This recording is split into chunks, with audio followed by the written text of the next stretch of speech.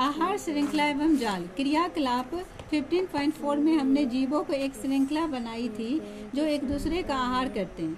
विभिन्न जैविक स्तरों पर भाग लेने वाले जीवों की यह श्रृंखला आहार श्रृंखला का निर्माण करती है ना। प्रकृति में आहार श्रृंखला, वन घास के मैदानों में, तालाब में दिया है ना। ये कौन है? डियर है। डियर क्या, ये पेड़ पौधे को कौन खाता है? डियर। डियर को कौन खा जाता है? लायन। लायन इस तरह से इसका हर अलग अलग का दिया हुआ। ये क्या है?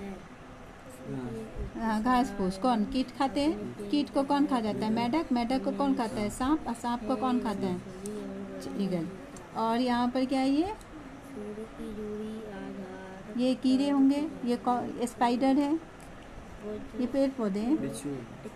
हाँ, स्पाइडर, बिच्छू। ये फिर फिश। बिच्छू फिश को खाता है। और फिर फिश को कौन खाता है? बगुला। बिच्छू खाता है फिश को। मछली, बिच्छू। चलो देखते। आहार श्रृंखला हो गया। हम जानते हैं कि जो भोजन हम खाते हैं हमारे लिए ऊर्जा स्रोत का कार्य करता है तथा विभिन्न कार्यों के लिए ऊर्जा प्रदान करता है। अतः पर्यावरण के विभिन्न घटकों के परस्पर अन्यों क्रिया में निकाय के एक घटक से दूसरे में ऊर्जा प्रवाह होता है। जैसा कि हम पढ़ चुके हैं कि स्वपोषी और सौर्य प्रकाश में निहित ऊर्जा का ग्रहण करके रासायनिक ऊर्जा में बदल देते हैं। यह ऊर्जा संसार के संपूर्ण जैव समुदाय में भी समुदाय की सभी क्रियाओं के संपादन में सहायक होते हैं। स्वपोषी से ऊर्जा विषम पोषी एवं अवघटकों तक जाती है। जैसा कि ऊर्जा के स्रोत नामक पिछले अध्याय में हमने जाना था कि जब ऊर्जा का एक रूप दूसरे रूप में परिवर्तन होता है तो पर्यावरण में ऊर्जा की कुछ मात्रा का अनुपयोगी ऊर्जा के रूप में ह्रास हो जाता है। पर्यावरण के विभिन्न घटकों के बीच ऊर्जा के प्रभाव का विस्तृत अध्ययन किया गया था तथा यह पाया गया कि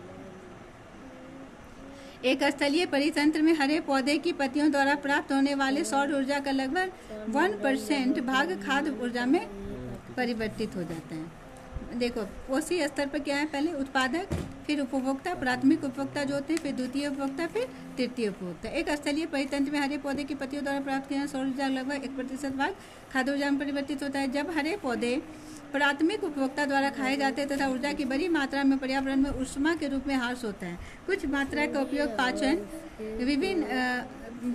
विभिन्न जैव क्रियाओं में वृद्धि एवं जनन में होता है। खाए हुए भोजन की मात्रा का लगभग 10% ही जैव मात्रा में बदल पाता है तथा अगले स्तर के उपभोक्ता को उपलब्ध हो जाता है। अतः हम कह सकते हैं कि प्रत्येक स्तर पर उपलब्ध कार्बनिक पदार्थ की मात्रा का औसतन 10% ही उपभोक्ता के अगले स्तर तक पहुंचता है। क्योंकि उपभोक्ता के अगले स्तर तक के लिए ऊर्जा के बहुत कम मात्रा में उपलब्ध हो पाती है, अतः आहार श्रृंखला सामान्यतः 3 अथवा 4 चरण की होती है। प्रत्येक चरण पर ऊर्जा का ह्रास इतना अधिक होता है कि चौथे पोषी स्तर बाद उपयोगी ऊर्जा की मात्रा में बहुत कम हो जाती है। सामान्यतः निचले पोषी स्तर पर जीवों की संख्या अधिक होती है, अतः उत्पादक स्तर पर यह संख्या सर्वाधिक होती है। विभिन्न आहार श्रृंखलाओं की लंबाई की जटिलता में काफ़ी अंतर होता है। आमतौर पर प्रत्येक जीव 2 अथवा अधिक प्रकार के जीवों द्वारा खाया जाता है, जो स्वयं अनेक प्रकार के जीवों का आहार बनते हैं। अतः एक सीधी आहार श्रृंखला के बजाय जीवों के मध्य आहार संबंध शाखान्वित होते हैं तथा शाखान्वित श्रृंखलाओं का एक जाल बनाते हैं, जिससे आहार जाल कहते हैं। ऊर्जा प्रभाव के चित्र से 2 बातें स्पष्ट होती है कि पहली, ऊर्जा का प्रभाव एक दिशिक अथवा एक ही दिशा में होता है। स्वपोषी जीवों द्वारा ग्रहण की गई ऊर्जा पुनः सौर ऊर्जा में परिवर्तित हो जाता है। अनेक आहार श्रृंखलाओं से बना आहार जाल है ना। पेड़ पौधे कौन खाता है? कीट खाता है ना। यहाँ पर कीट है, वो कीट खाता है। कीट को मछली खा जाती है। मछली को कौन है? ये चिड़िया। हाँ, चिड़िया भी खाता है ना। बगुला खाता है। फिर चिड़िया को कौन खाता है? लायन खाता है। टाइगर खाता है। फिर टाइगर किसको खाता है? बकरी को, हिरन को, है ना। फिर ये बकरी, हिरन सब क्या खाते हैं? पेड़ पौधे खाते हैं। सब एक दूसरे से क्या है? कनेक्ट है, जुड़ा हुआ है, वही दिखा रहा है। चलो अब यहाँ देखो, एक पारितंत्र में ऊर्जा का प्रभाव का आरेख चित्र। सूर्य का प्रकाश, ये उत्पादक, फिर ये शाकाहारी, मांसाहारी और शिष्य मांसाहारी। परिवर्तित नहीं होती तो शाकाहारियों को स्थानांतरित की गई ऊर्जा पुनः स्वपोषी जीवों को उपलब्ध नहीं होती। है ना। परिवर्तन तो संसार का नियम है, परिवर्तित हो रहा है, तभी तो शाकाहारी को स्थानांतरित किया गया। फिर 100% में जीवों में अगर नहीं होगा तो वो उपलब्ध नहीं हो पाएगा।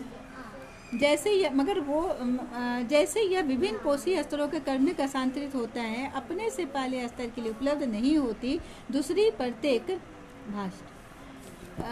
प्रत्येक स्तर पर ऊर्जा की हानि के कारण प्रत्येक कोषीय स्तर पर उपलब्ध ऊर्जा में उत्तरोत्तर ह्रास होती है। आहार श्रृंखला का एक दूसरा आयाम यह भी है कि हमारी जानकारी के बिना ही कुछ हानिकारक रासायनिक पदार्थ आहार श्रृंखला से होते हुए हमारे शरीर में प्रविष्ट हो जाते हैं। जो आप कक्षा 9 में पढ़ चुके हैं कि जल प्रदूषण किस प्रकार होता है। इसका एक कारण है कि विभिन्न फसलों का रोग पीड़कों से बचने के लिए पीड़कनाशी जो रसायन अत्यधिक प्रयोग मात्रा में करते हैं, इससे क्या होता है, जल भी प्रदूषित हो जाता है, मिट्टी भी प्रदूषित हो जाता है, और जो हम लोग अनाज खा रहे हैं वो भी प्रदूषित ही है। ये रसायन बहकर मिट्टी में अथवा जल स्रोत में चले जाते हैं। मिट्टी में इन पदार्थों का पौधों द्वारा जल एवं खनिजों के साथ अवशोषण हो जाता था। जलाशयों से ये जलीय पौधे एवं जंतुओं में प्रवेश कर जाता है। यह केवल एक तरीका है जिससे वे आहार श्रृंखला में प्रवेश करते, क्योंकि यह पदार्थ अजैव निम्नीकृत हैं। यह प्रत्येक कोषीय श्रृंखला में प्रवेश करते हैं क्योंकि ये पदार्थ अजैव निम्नीकृत है। यह प्रत्येक कोषीय स्तर पर उत्तरोत्तर संग्रहित होते जाते हैं, क्योंकि किसी भी आहार श्रृंखला में मनुष्य शीर्ष स्थ है। अतः हमारे शरीर में यह रसायन सर्वाधिक मात्रा में संचित हो जाते हैं। इसे जैव आवर्धन कहते हैं। यही कारण है कि हमारे खाद्यान्न गेहूँ तथा चावल, सब्जियां तथा फल, मांस में पीड़क रसायन के अवशिष्ट पदार्थ विभिन्न मात्रा में उपस्थित होते हैं। उन्हें पानी से धोकर अथवा अन्य प्रकार से अलग किया जा सकता है। समाचार पत्रों में तैयार खाद्य सामग्री अथवा भोज्य पदार्थों में पीड़क एवं रसायनों की मात्रा के विषय में प्रायः ही समाचार छपते रहते हैं। कुछ राज्यों ने इन पदार्थों पर रोक लगा दी है। इस प्रकार की रोक औचित्य पर चर्चा कीजिए। आपके विचार में इन खाद्य पदार्थों में पीड़कनाशियों का स्रोत क्या है? क्या यह पीड़कनाशी अन्य खाद्य स्रोतों के माध्यम से हमारे शरीर में पहुंच सकते हैं? हाँ, पहुंचते हैं। कि किन उपायों द्वारा शरीर में इन पीड़कनाशियों की मात्रा कम की जा सकती है? चर्चा कीजिए।